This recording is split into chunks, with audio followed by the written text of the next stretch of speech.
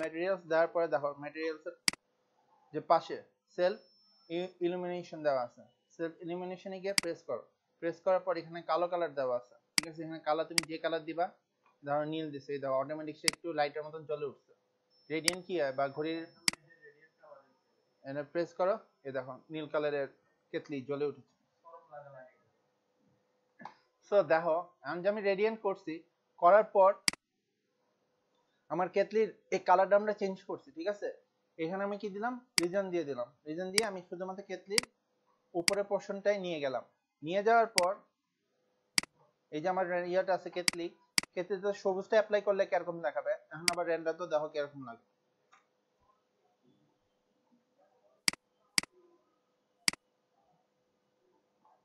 তার মানে রিজনের কাজটা কি এখনো ভালোভাবে বুঝছো জিনিসটা? আচ্ছা, রিজনের কাজ কিন্তু এখানে শেষ হয়ে যায়নি, শোনো। রিজনের বেসিক জিনিসটা তো বুঝছো।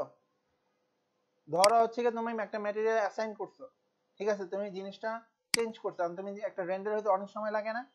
তো সে এত পুরো সময় তো তোমার নাই, তুমি খালি পোর্শন দিয়ে দেখতে চাও যে কিরকম আসতেছে। সো আমি এখানে কোনো রেডিয়েন্ট ভেরিয়েন্ট কিছু দিব না, এখানে জাস্ট নরমাল আছে। এখন আবার F9 প্রেস করো, আমার পুরো রেন্ডার হইতে হওয়ার থেকে এখানে কম সময় রেন্ডার লাগছে না? পুরোটা রেন্ডার হইতে এর থেকে অনেক বেশি সময় লাগে না? সো এটার জন্য আমি রিজন ইউজ করবো। রিজন ইউজ করে অনেক বড় বেনিফিট আছে। তোমরা যখন একটা পুরো প্রজেক্ট কাজ শেষ হয়ে গেল, তোমার অনেক সময় দেখা যায় কি একটা রুমে তোমাদের লাইটিং ইফেক্ট যখন করছিলা, পুরো রুমটা তোমাদের রেন্ডার হয়ে গেছে, কিন্তু দেখা যায় না একটা রুমের মধ্যে গিয়ে তোমার লাইটিংটা ঠিকভাবে আসতেছে না, বা ওই জায়গাটা আলোটা পুরো বার্ন করে দিতেছে। তো পুরোটা রেন্ডার দিতে অনেক সময় কি হয়, কিল হয়। তো এইসব জিনিস থেকে বাঁচার জন্য তুমি রিজনটা সবসময় ইউজ করবা, তাহলে তুমি সবসময় বেনিফিট পাবা। রিজনটা তুমি যেরকম সাইজ আছে সেরকম সাইজ তুমি চেঞ্জ করে যেদিকে পোর্শনটা নিতে চাও সেরকম। যেমন দেখো আমি কেতলির থেকে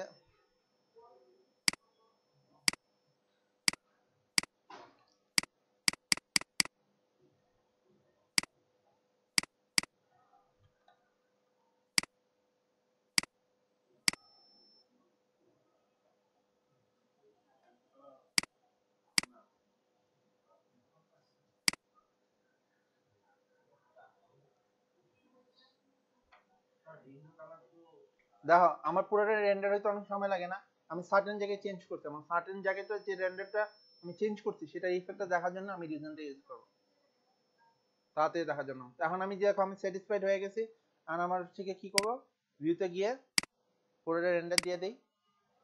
এই আমার পুরোটা রেন্ডার চলে আসছে, কিন্তু অনেক সময় লাগছে না?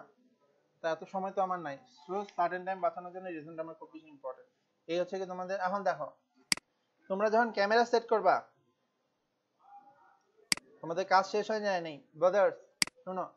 তোমরা যখন ক্যামেরা সেট করবে, ক্যামেরাটা কেমন করে রেন্ডার করবে দেখো। এটা তো ক্যামেরা তো অনেক ইম্পর্টেন্ট, তাই না? টার্গেট ক্যামেরা দিলাম, দেওয়ার পর ক্যামেরার জন্য কি করতে হয়, সি।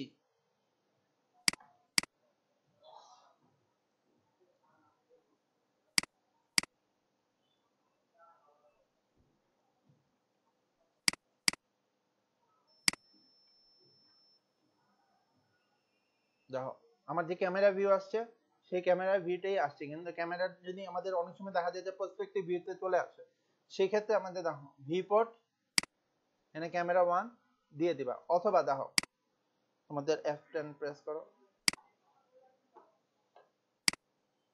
দেখো এখানে কি দেওয়া আছে, ভিউ। এখানে পার্সপেক্টিভ ভিউ থাকে, ক্যামেরা 1 ও থাকে। তো এখানে ক্যামেরা 1 সেট করে দিয়ে যদি লক করে দাও, তুমি যে পোর্টে গিয়ে কাজ করো না কেন অপশনে তোমার ক্যামেরাতে গিয়ে সে রেন্ডারটা নিবে। তো এখানে অনেকগুলি ভিউ চলে আসছে, এখন চলে আসছে না? আমি শুধুমাত্র আমার ক্যামেরা ভিউটা নিয়ে রেন্ডারটা দিব। তো আমি এটা লক করে দিব। লক করে দেওয়ার পর আমি যখনই দিব তখনই আসবে, নাহলে যদি এটা আমি লক না করে দেই তাহলে দেখো এই যে এখন আমি রেন্ডার দিলাম, আমি এখানে টপে থেকে কাজ করতেছি, আমার ভিউ কি চলে আসবে, টপে চলে আসবে। তো আমি যখনই ক্যামেরা দিয়ে তোমরা কাজ করবা তখন ক্যামেরাটা লক করে নেবাই তোমার জন্য ভালো। আচ্ছা দেখো এখানে প্রোডাক্ট দেওয়া আছে, কি রেন্ডার যেটা হবে এটা হলো প্রোডাকশন, আর এটা হলো গিয়ে ইডিটিভ। ইডিটিভ হচ্ছে গিয়ে ভালো রেন্ডার আসবে না, এটা হচ্ছে এমনি রাফ রেন্ডার। সবসময় তোমরা কিসে রেন্ডার দিবা, প্রোডাকশনে রেন্ডার দিবা।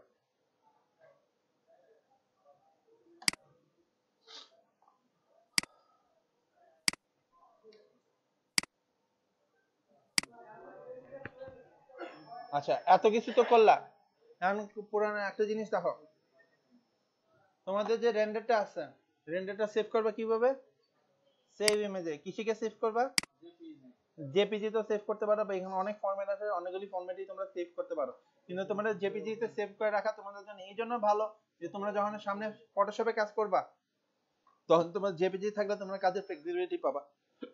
ঠিক আছে, তো জেপিজি আমি কাজটা সেট করলাম, সেট করার পর কি করব, একটা নাম দিব, তারপর দেখো এখানে ইমেজ কোয়ালিটি আবার এখানেও আছে। ঠিক আছে, এটা দিলে ফালতু ছবি আসবে, এটা দিলে 100% গুড বেস্ট কোয়ালিটি আসবে। ঠিক আছে, এখানে দেখো নিচে স্মুথনেস আছে। ঠিক আছে, এইটা বাড়াবা, কিন্তু এটা কমাইলে ফাইল সাইজ কিন্তু বাড়বে কমবে। ঠিক আছে, ঠিক আছে, কিন্তু স্মুথনেস বাড়াবা আর উপরটা বেস্ট কোয়ালিটি দিয়ে ওকে দিবা। ওকে দিয়ে এই রেন্ডারটা আমরা পাবো কই?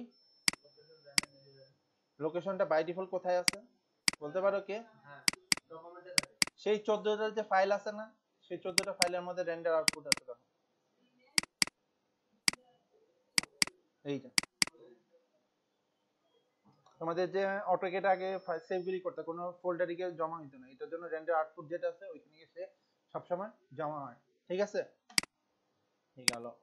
আচ্ছা এখানেই গেল। আচ্ছা এটা কি?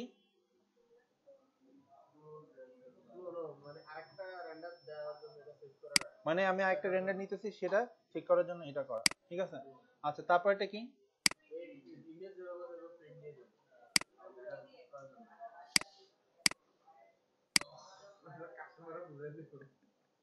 এই জীবনে এখানে প্রিন্টার দেখলাম আমি। এখানে তোমাদের সব আমাদের প্রিন্টারের নাম কি? আমাদের প্রিন্টারের নামই হচ্ছে কি পিডিএফ। আমরা জীবনে একটা প্রিন্টারই দেখবে এখানে, সেই প্রিন্টারের নাম কি? পিডিএফ। আমাদের আইডিবি প্রিন্টার। আমাদের প্রিন্ট হচ্ছে, হয়ে গেছে, আমাদের প্রিন্ট ল্যান্ড করছে, এই যে আসছে।